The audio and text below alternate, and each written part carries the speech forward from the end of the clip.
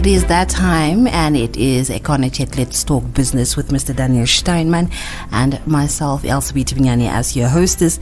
It is week 89, Mr. Steinman. Wow. It is 89, and that means that we are headed towards 100.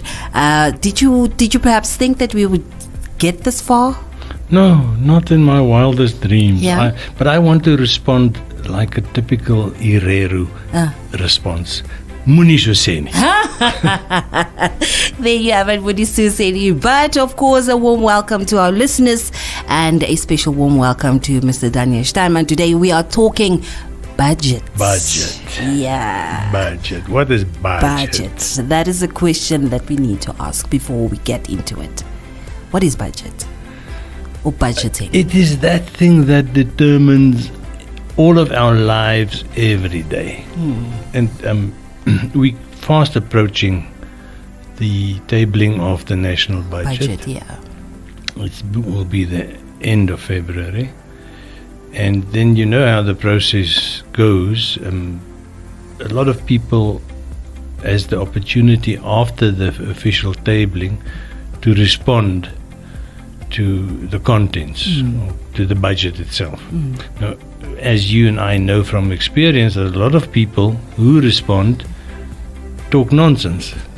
But there are a few who are actually very sharp and to understand the implications of a budget and why it's necessary. And I think this is where I want to start, not rehashing stuff that all of us know, but looking a bit at the, let's say, the philosophics, the philosophy of budget, the bigger meaning. Because we could, like many of the African countries in the 70s and 80s, we could just carry on existing without the budget, continue in chaos, and eventually it leads to conflict, and we start killing each other, and it doesn't help anybody the least little bit the way that they live if they live without a budget. Now I see you frowning. I can hear the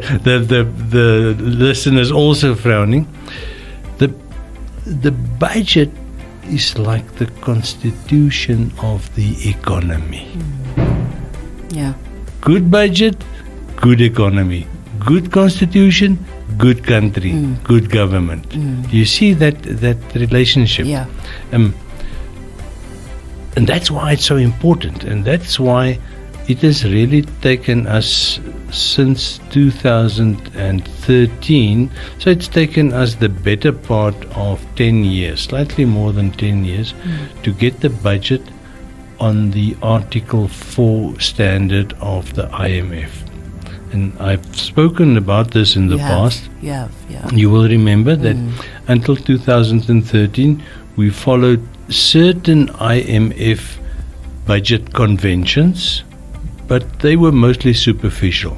So in 2013, we officially adopted the 3-year rolling budget framework, the medium-term expenditure framework. And I'm not going to explain that again. If you can either recycle last year's talk, or you can just go to the budget documentation, and there it is all explained. But the important thing is to understand that for the past decade, the budgetary process in Namibia has been on a footing that puts it on par with the most advanced economies in the world.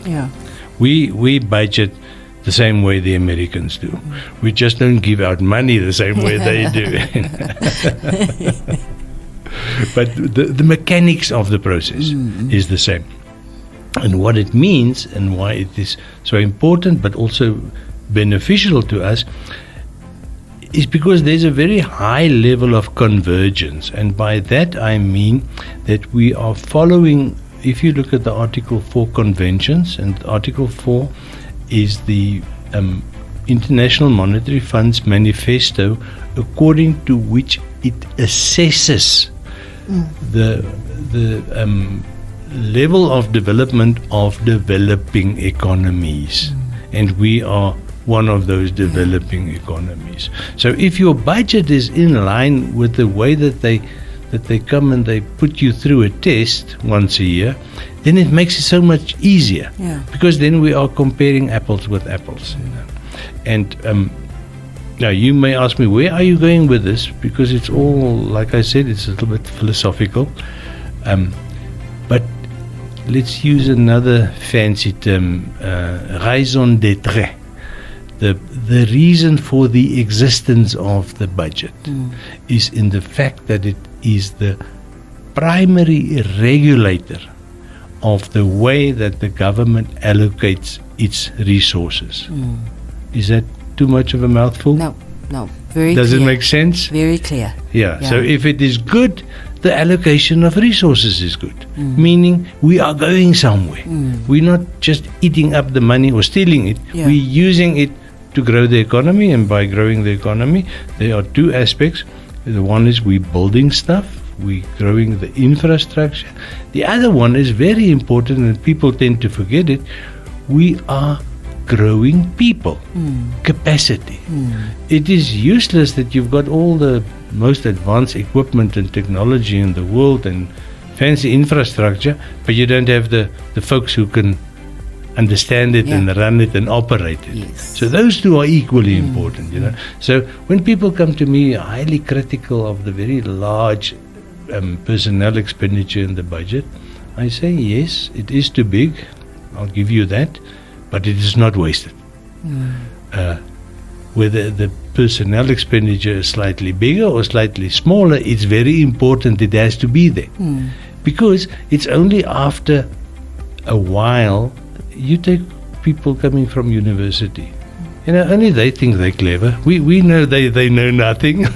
Yes. So it takes them 4, 5, 6 years to become confident in what they know. But for them to grow, it means that they have to be working for somebody for 4, 5, 6 years, 7, 8, 9, 10 years to become experienced. And this is where the government plays a very big role, and where the budget plays a very big role. Okay. Let's quickly go for a short break. And then when we return, we'll get more into detail with it in terms of capacity. We're talking about GDP as well.